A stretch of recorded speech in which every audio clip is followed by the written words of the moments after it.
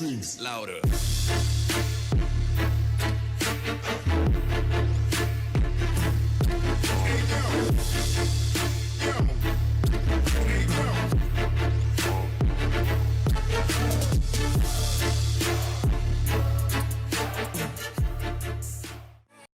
What's up, guys? Welcome back to another edition of Fantasy Football Dynasty. Jerel and I are coming at you again with our Week 7 DFS value plays.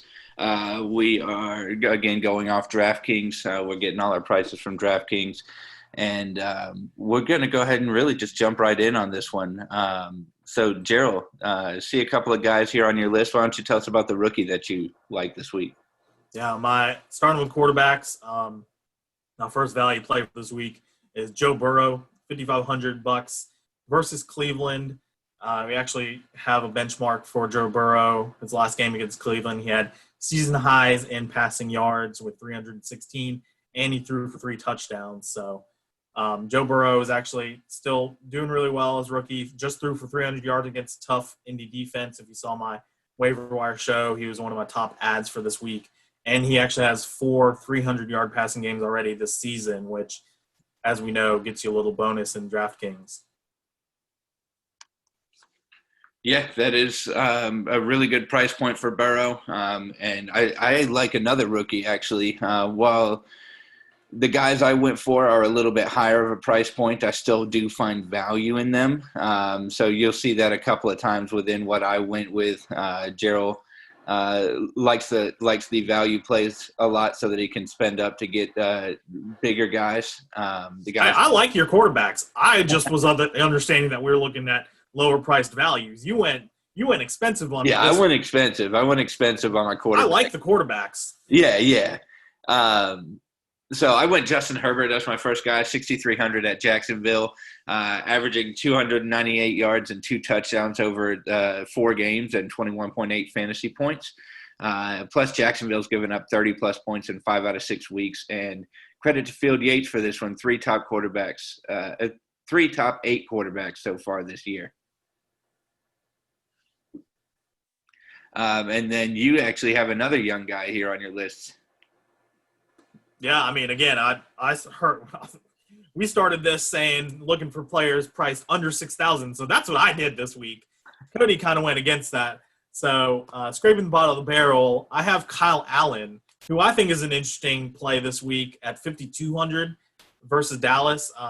Usually don't like spending or paying down too much at quarterback, but if you need or if you want to save a quarterback so you can pay up for other positions, Kyle Allen, I think, is a decent option. On DraftKings, Dallas' defense has given up the 4th most points to quarterbacks. And Kyle Allen, as a starter, he's scored 16 or more fantasy points in 4 of his last 6 starts. So we talk about firing up players against that Atlanta defense. We have to start doing the same against for players against Dallas, because it's really the Dallas Cowboys at this point. Yeah, and that's definitely a solid floor at a low price point. So I like that a lot. Speaking of that, I'll give the audience a second here to guess who my next quarterback is. Matthew Stafford, 6,500 at Atlanta. So I think he's going to be the most popular play of the week, honestly. Yeah.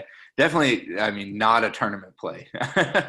But I see him bounce back from his season low in yards and touchdowns this week against just a porous Atlanta defense.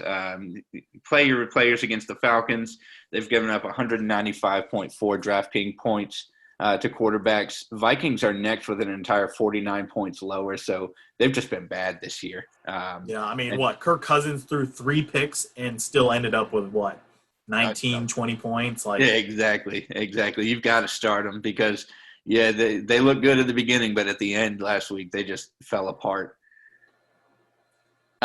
So we're going to jump into our running backs next, and we actually have an agreement here. Jerel, tell us about our Georgia boy. I mean, you talked about it. Fire up your offensive players against Atlanta. And Georgia boy, got to go DeAndre Swift, $5,400 at Atlanta. Not the main guy there. Adrian Peterson's still going to take plenty of carries there and might be the goal line back. But DeAndre Swift is still the receiving down back. And like I said, Atlanta defense has just been terrible. They've allowed 54.7 yards per game to running backs, which is third worst in the NFL. So that plays into Swift's strengths. And because Swift has 3 or more receptions in 4 out of 5 games so far this season. Yeah, and one other note on that Atlanta defense, bottom 10 in points allowed to running backs this season, most receiving touchdowns to running backs, and the second most receptions to running backs. So just a note there. I like DeAndre Swift a lot this week as well. My next guy actually is David Johnson for 5,300 versus Green Bay. Green Bay has allowed 9 total touchdowns to running backs this year, which is tied most in the NFL. And Johnson scored in 3 out of 6 of his weeks and only below 11 fantasy points once this season. I like the floor that he provides at only a 5,300 price point. Yeah, I mean, David Johnson's not a sexy pick, and he hasn't exploded like some of us would have hoped for so far this season. But like you said, somebody who's getting a workhorse load at that price point, you can't go wrong with him. And that's why I have Kenyon Drake at 4,800 versus Seattle. Not a very impressive back if you watch that Monday night game. Missed a pass that hit him in the chest. So he could very easily flop. But, I mean, just like you talked about David Johnson's floor, Drake's still the lead back there, and he's still averaging about 17 carries per game, which makes him the 5th highest running back in rushing attempts. He's actually cheaper than his teammate Chase Edmonds at 4,900, and Kenyon Drake is actually the number 1 running back in yards before contact. So if you're looking for a cheap option who you know is going to get opportunity, I like Drake there against Seattle. Yeah, I never would have guessed before the season started that Kenyon Drake would have been this cheap in a DraftKings week, but here we are. My next guy is actually Devin Singletary for 5,800 at New York Jets. Jets have given up 8 total touchdowns to running backs, and Singletary did actually have a pretty pedestrian day against them in week 1, although he did manage 5 receptions against them. But I think he outperforms that and bounces back from a couple of less than stellar performances this week against another pretty bad defense. Yeah, you got more faith than I do in Singletary. Yeah, he's just been, I don't know what it is with him. I loved him last year, 5.1 yards per carry last season, and he just does not look efficient this season. But I do like that stat. Against that Jets defense, that terrible Jets team in general, 8 total touchdowns giving up to running backs. And that's why I actually like his teammate Zach Moss at 4,200. So save me $1,600. Give me Zach Moss. Zach Moss himself hasn't really looked very efficient either. I actually think Singletary looks slightly better, which is, as if Jason were here, he'd talk about, the shiniest of the turds. So I'd actually give that to Singletary. But I think Zach Moss, as we saw earlier this season when he was healthy, he's the goal line back. So at that point, if I'm playing Zach Moss at 4,200, I'm hoping for a touchdown. I'm the only one that has other running backs. My other running backs are another rookie, Justin Jackson. Surprised Cody didn't go with this one since he started off with Herbert. He has his eye on that matchup, knowing that it's a good matchup against the Jaguars. And I think Justin Jackson's a good one at 4,900. Kind of like the Moss Singletary dynamic. He might lose some goal line carries to Joshua Kelly, and it is a split system. But I do believe he's earned that starting role, and he looked better against New Orleans. And Jacksonville defense is giving up the 5th most points to running backs this season. So if I had to pick between the two, Justin Jackson and Joshua Kelly, I'd take Justin Jackson. I think he's actually cheaper, if I'm not mistaken. I believe Kelly's at 5,100. So give me the cheaper guy who I think earned the starting spot. And then another play that I have, monitor Joe Mixon today. Today's Friday. Monitor his practice and the injury report for the Bengals. Bernard at 5,400. If Joe Mixon isn't able to play, that's a really nice price point for somebody who would get workhorse load if Joe Mixon were to miss the game on Sunday. Yeah, certainly need to monitor that situation because that could be a really good play, assuming Mixon is not able to play. I agree with you completely there. Moving on over to our wide receivers, I actually see a couple of guys here on your list that people could stack with one of your quarterbacks. Yeah, I mean, I said Burrow was one of my value plays, or my quarterback value play, and his receivers are good values this week too. Tyler Boyd and T. Higgins, I think, are both good value plays. And honestly, even AJ Green, I think Georgia Boyd's back. If you want to save $1,000, he's at 4,300. But I'll talk on Boyd and Higgins specifically. Boyd at 5,400 and T. Higgins at 5,300 versus Cleveland. Boyd has 8 or more targets in 4 out of 5 games this season, and that one game he didn't get 8 or more targets, he had 6. So he's a target monster, and wide receivers versus the Cleveland defense have seen the second most targets in the NFL. Boyd, again, just like we saw what Burrow did week 2 against the Browns, Boyd had a good game too. 8 targets, 7 receptions, 72 yards, and a late touchdown, but touchdown nonetheless. So I think that the decent matchup there. And Higgins, since becoming a starter in week 3, he has 7 targets in every game and is averaging 11.5 yards per target, which is ridiculous, which is about 80 yards a game. So between the two, if I had to pick the two, I'm not starting both necessarily, but I think Boyd offers a higher floor at 5,400, but Higgins at 5,300 offers the higher ceiling. I'd have to agree with you there. I mean, I like Boyd a little better for just $100 more. Playing those cash games, I like to have those floors. Again, like you said, we have a sample size from what he was able to do against Cleveland. So I'll take the top receiver in that offense and the wide receiver 17 on the year with the 12th most targets in the NFL. Cleveland's also given up the 5th most DraftKings points to wide receivers this year. So I do like Tyler Boyd as well. Just a quick note, a guy that I have here on my list, Kenny Golladay, 6,700 at Atlanta. Stack your receivers with your quarterbacks.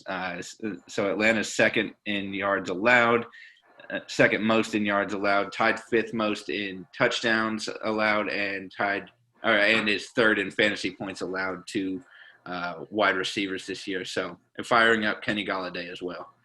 Oh, yeah. Like I said, Stafford, I think, is going to be the most popular value quarterback play, and I think that Detroit stack is the popular play too. But none of my guys are over $6,000. I went straight value here.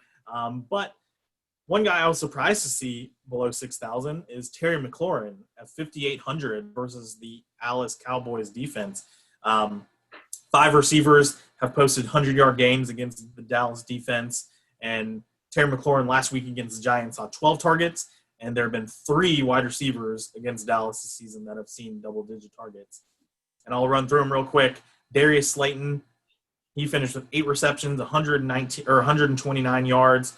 Calvin Ridley finished with 7 receptions, 109 yards, and 2 touchdowns. And Tyler Lockett finished with 9 receptions, 100 yards, and 3 touchdowns. So I like Terry McLaurin as the alpha on that team, getting the majority of the targets. And if anybody's worried about the floor, 9 wide receivers have finished in the top 24 of their respective weeks against the Dallas defense. So I think, again, we talk about a safe floor with the ability to boom. I think that's Terry McLaurin.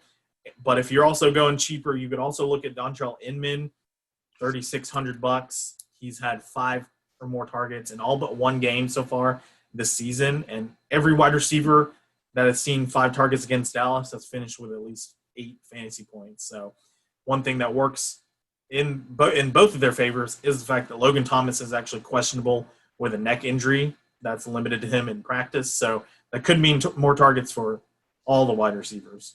Yeah, definitely something to look at. And I really like that value with Inman at 3,600. That's really good value when you're looking at your wide receivers, especially in that kind of situation.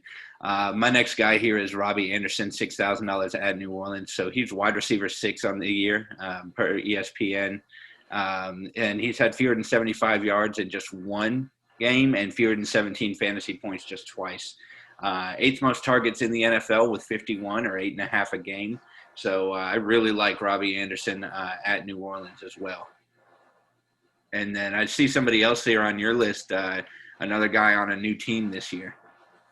Yeah, you're talking about Brandon Cooks for the Houston Texans, $5,200 up from $5,000 last week, versus Green Bay this week. It's kind of feeding the hot hand. I've talked about Brandon Cooks, I feel like, the last 2 weeks, and the last 2 weeks since Bill O'Brien's been fired, Brandon Cooks has been wide receiver 2 in the league. So feeding the hot hand here. I think that rapport with Deshaun Watson, as I've harped on the last couple of weeks, is definitely growing. And at that price point, I'll take it. All right. And then I think the only other one I have listed here, if you're going really cheap, Demarcus Robinson, $3,400 at Denver. Not an amazing matchup, but with Sammy Watkins out last week, Robinson was actually on the field for more snaps than any other Chiefs skill player besides Patrick Mahomes. So more than Travis Kelce, more than Tyreek Hill, and more than our Georgia boy, Mecole Hardman, who a lot of us thought would take a leap this year in fantasy. It's actually Demarcus Robinson who's jumped in and taken the majority of the snaps and targets and receptions in that Chiefs offense. All right, Jerel, tell us about you've got my boy here at tight end. Yeah, again, you started off strong with your boys at with Justin Herbert, and then you stayed away from all of them. But I love Hunter Henry, $4,500 versus Jacksonville. Hunter Henry, 7 or more targets in 4 out of 5 games, and the Jacksonville defense is giving up a league high 2.63 points per target to tight ends, which includes over 7 yards per target and a touchdown every 7 targets. So these numbers are right. As long as Hunter Henry gets 7 targets, he's scoring a touchdown this week against Jacksonville. Yeah, I like that a lot. And the guy that I see here that I've got here at $4,000 at Cincinnati is Austin Hooper. 5 receptions in each of the past 3 weeks. And Cincinnati's given up the 6th most fantasy points to tight ends this season. So Austin Hooper at $4,000, a price point that I really like for a tight end this week. And go ahead. Yeah, my next tight end I have is Dalton Schultz, $3,900 at Washington. Tight ends this season versus the Washington defense have over 25% target share, which is the 3rd worst in the league. And 4 different tight ends versus Washington have finished in the top 15. So I like Dalton Schultz. Andy Dalton's not stretching the field necessarily. I think he's looking a lot of underneath routes, and Dalton Schultz fits the bill there. I like it. Again, a really low price point against not a great defense, so I like that call a lot. The last guy I have here is Robert Tonyan, $4,600. And the Texans are giving up the 7th most fantasy points to tight ends. Tonyan's also seen an 18.5% target share since week 2. So another guy that I'm looking at to get some targets and really like him against the Texans this week. Yeah, the only other one I'll add is Anthony Fursker. Monitor Jonnu Smith if he's not able to go at $3,000. Yes, not a very good matchup against my Steelers defense, but if Jonnu Smith is out, he'll get a decent workload and hopefully pay off at $3,000. Yeah, another good value and another situation to monitor. So we'll just be on the lookout for that and make those adjustments as you need there. All right, and that brings us to the lineup portion of our show this week. So we'll go ahead and run through Jerel's lineup first. Jerel started at quarterback Deshaun Watson. He's got his running backs as Giovanni Bernard and DeAndre Swift. He went Brandon Cooks as the snack with Deshaun Watson, and then the playback player with Devontae Adams. Remember that playback is looking for that big game and playing the opposite receiver in that offense, so really good stack and then playback there. He went with Terry McLaurin, who we heard a lot about with Jerel there. Went Hunter Henry, my boy, and then he went Alvin Kamara and Jets defense, which when you pay for these kind of players, I completely agree with Jerel. Having that Jets defense allows you to pay up for these. I actually have a lineup with the Jets defense as well. Actually, a couple of lineups with the Jets defense there. Next, we'll go into my lineup. I have Matthew Stafford at quarterback. I have DeAndre Swift and Chris Carson at my running backs. I have Kenny Golladay as my stack with Stafford, and then Julio Jones as the playback there. I did end up starting Tyler Boyd, and then I have Robert Tonyan there as my tight end, and my flex is David Johnson, and I went with a lower defense in this lineup specifically, Washington football team. So those are the two lineups that Jerel and I created to premiere on the show today. Thank you for joining Fantasy Football Dynasty.